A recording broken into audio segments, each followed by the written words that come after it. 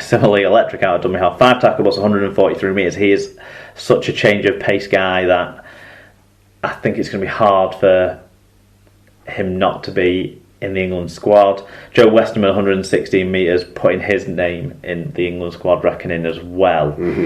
Gareth Ellis for Hull FC did stand up. 45 tackles, 11 marker tackles, 110 metres from him, and he had a concussion assessment as well, didn't he, in this one? Yep. So missed a bit of playing time from that. Danny Houghton, 45 tackles, yeah mate. Jamie Shaw, 111 metres, and for Thule Talanoa, 115 metres. There we go. Fan reviews. Tom Eckley, 99, who's a Wolves fan, said, massive performance from 1 to 17 there. Isn't it great what happens when you play two actual wingers? The game also demonstrated why Sneyd isn't England's number 7 in my eyes. Colin Render, congratulations to Warrington. Finally, your year. Ooh, steady on.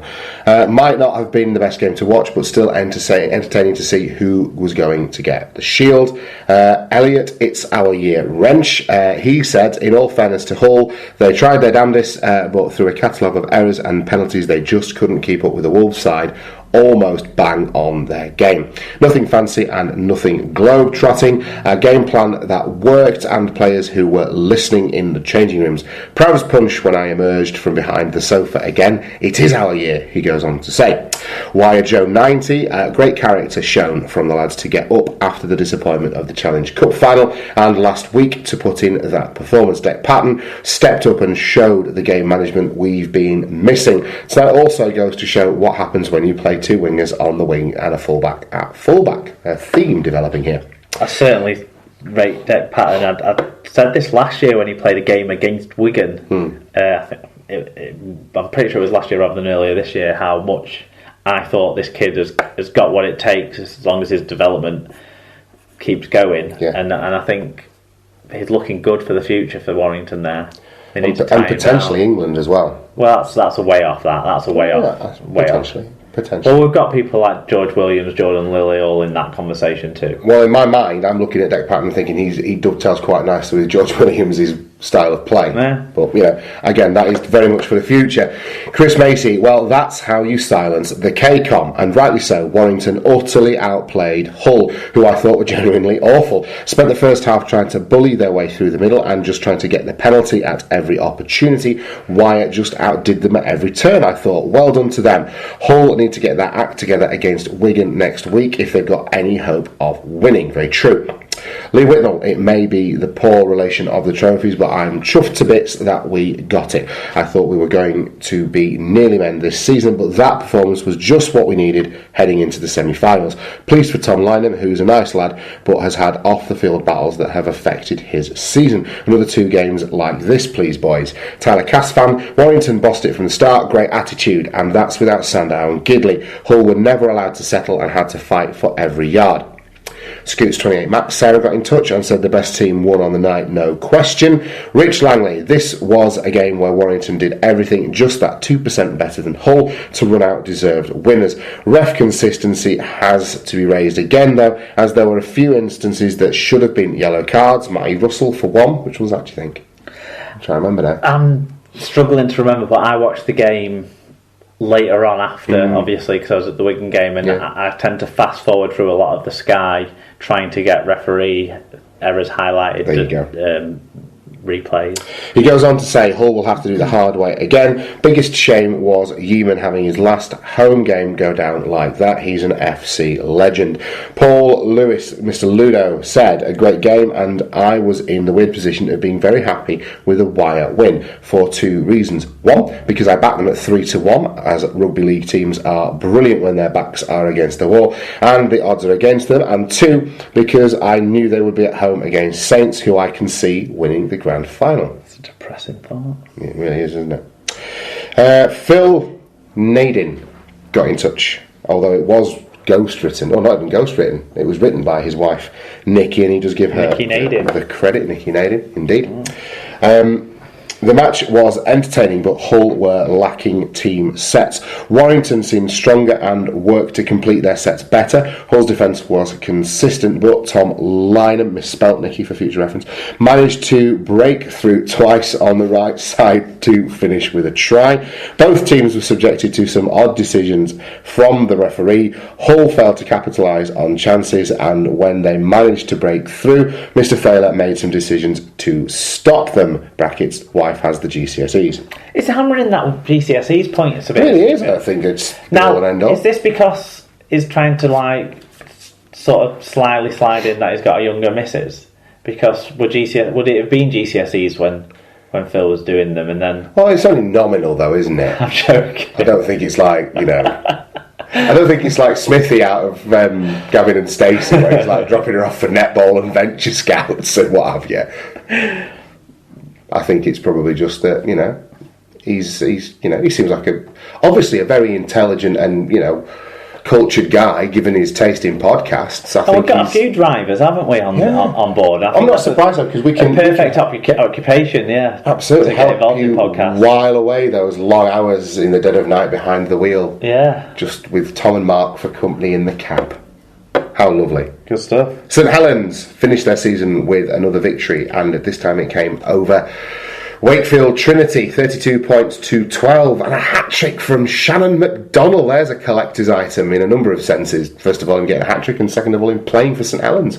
Well, that's all I know about this game, Tom, so take it away. Shannon McDonnell got a hat-trick for St Helens, Mark. I've got nothing. Honestly, there was a more important game flew under my radar in a couple of senses this weekend. And then more important life events. So I apologise to Saints and Wakefield fans, but honestly, that's me spent on this one.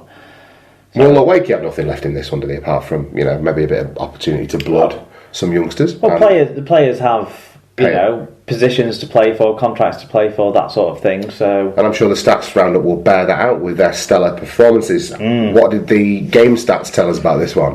1 metre better average gain, so 1 metre per carry better average gain, and for 170 more total metres and an extra break. Saints did well to turn that into a 6-2 victory, especially off the back of slightly worse team tackle success, an extra penalty conceded, and of course an extra error by the Saints. More worryingly than one extra error is that it was 17 in total. They're averaging over 15 errors a game in the Super 8s, which is 2 or 3 more than the other semi-finalists. That could be crucial. But to go back to the point I was making at the start of the stats roundup, is the 20-point margin, the 4-try victory, given those numbers, given those other attacking numbers, is actually quite impressive. Yeah.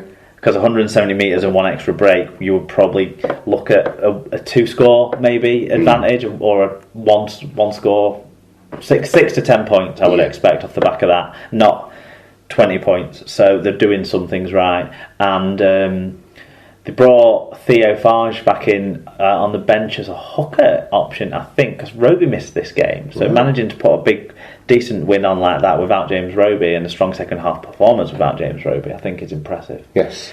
Individually, who stood out for us? Well, you've mentioned Shannon McDonnell, 3 tries, 2 clean breaks. Kyle Amor, 2 try assists, as well as 186 metres from the big Cumbrian. He's Kyle Amor, isn't he? Luke Thompson's had a very strong second half of the season, 140 metres for him in this game. Morgan Knowles played from the start at hooker, 40 tackles for the young man there. For Wakefield, only Reece Lynn hit the high notes, 131 metres for him, but I reckon he's a player who really is, wanting to impress for next year, because he, to me, is a borderline player, but he's had enough good performances this year to show there's still promise there. Yeah. Yes, and good luck to him. Right, down at the DW, Denmark. Reviews. I thought I'd just gloss over that rather than highlight it, to be honest. But because we want to say it to make sure people get in touch. Yeah, Saints fans, where have you disappeared to? Yeah, Brian Davies, where are you? Come back to us. Well, Brian's involved later on. Yeah. But yeah, come back to us. Starting to sound a little bit like Delia Smith now, that famous night down at Carrow Road. Let's be having you guys. Right, your mob decided that you'd score more exciting tries than I've seen you do in about 2 seasons. Mark, on the other night, there's some fabulous tries.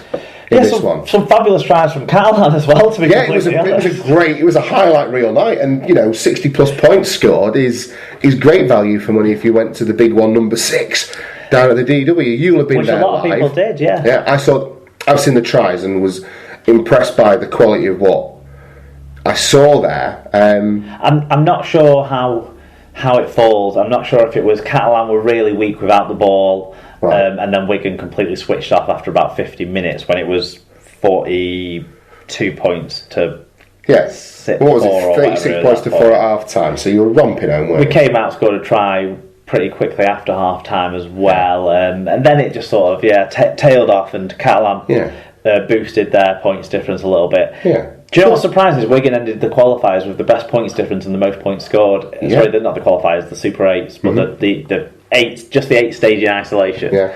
The thing that I like most about you is that in the last 2 games you've gone away from this. I mean, obviously by necessity in one of them, but you've actually conceded, more than 20 points in the last 2 games, which says that you've gone away from this kind of Wigan will win on the back of their strong defence, and you've scored a ton of points, which is far more the way I would like to see a team potentially get into Old Trafford and winning a grand final. Wigan's first half performance was fairly complete. We took advantage of the errors that Catalan made early doors, and then put on some good plays as well, particularly the Gelling chip through for the Charnley's try. Charnley had a great... Was that the free play one? Did he kick through on the free play one, yeah. Right. But other plays as well that... on top of that, there were a couple of lucky breaks. There was the Gelling's try that just bounced up into his hands after a grubber he put through, and there was a loose kick on the floor that kind of, I don't understand how the Frenchman got around it, but he just couldn't. It's got to go down as a try assist, hasn't it? Surely couldn't get anywhere near the ball. That fortuitously ended up with Bateman. Matty Smith scored a quality 2-kick try. Yes, he did, under the sticks. Sort of. George Williams' try. I love that move that George Williams puts on when he comes back in against the ground when he gets the ball in his hand. That's 5, yeah. That's superb. Yeah, so some good tries scored. Catalan's try at the end of the first half was a really good score, inside outside. Yes, it was. Multiple players getting involved. That's the gizmo. No, Dupont finished it. Right. But Wigan's defence was strong in that first half. Let's make no mistakes about it, and the discipline was good, and so they were in the right sort of mode. Then they just took the foot off the pedal, rested a couple of players, didn't put like Tao Tai and none of the forwards played big minutes in the second half really, and Williams came off too. So without O'Loughlin pulling up in the warm up and Tompkins who's out for the year, big performance by Wigan. When you say out for the year, is that like the remainder of the season, including England, or do you think that one or of them would be available for England selection? Not that they'd necessarily. O'Loughlin may be available for England selection. I'm not really sure. It's kind of like day to day on him. He's doing different things though, and I would prefer him to have a rest. He's forever, isn't he? But he may play. He may play in the final if we reach it. Honestly, Sam Tompkins is done. I'm not even worried that Sam Tompkins is out. To be honest with you, I actually think it does us a few favours. Obviously, I don't wish to see him injured and what have you, but the decision's got to be Shaw to full back and Zach Arderick into that Jack Reed centre spot. Potentially, yes. You would say. Individually, sorry, tell us the story of this one. 11 breaks to 6 and 1.3 metres per carry better average game. Wigan were pretty dominant, and it could have been a bigger margin if they didn't take their foot off the pedal. A couple more errors though than their visitors, but only 11 in total, so not Saints level. Fewer than all the other semi-final contenders with those 11 errors. Visitors who didn't have great discipline with 12 penalties to 9. So Catalan kind of shot themselves in the foot quite a lot in the first half. Wigan were dominant. Individually, Matty Smith 2 tries, 2 try assists. Josh Charnley a try assist, 7 tackle balls, 213 metres, 3 clean breaks. Anthony Gelling a try assist, 109 metres. Dan Sargent who filled in at full-back, and there was no great dramas. 150 metres, 4 successful offloads. For Catalan, Jordan Sigismo had a decent game, a try, 101 metres, 2 clean breaks. Lucas Albert, he ended up playing at full-back in the second half for a spell and was pretty incisive and electric at the point where we're going to give up the game, of course. But starting the game in the half, the try assist, 100 metres, he was really good. Richie Myler, a try and 2 try assists. He was great fun with the fans with his goal-kicking exploits, which were not the most steady sort of kicking technique. Richie Myler is not really a goal kicker, but he was forced into action by Legoland picking up an injury. There you go. Couple of things from this one, from a Catalan point of view. First of all, did they make any sort of fuss about Pat Richards? Did he get on the pitch at any point? And we would have done if he wanted. Wave to him. We would have done if he wanted to get on a flight back from Oz, but he. Was he already in Australia? He declined that opportunity. I didn't realise he was already. Joe Burgess was pulled out at half time though. On his return. Can't beat pulling your budgie out at half time, can you? Jordan Sigismo as well. Dead happy for this young man. You might recall a few weeks ago we had an absolute mare, bless him, against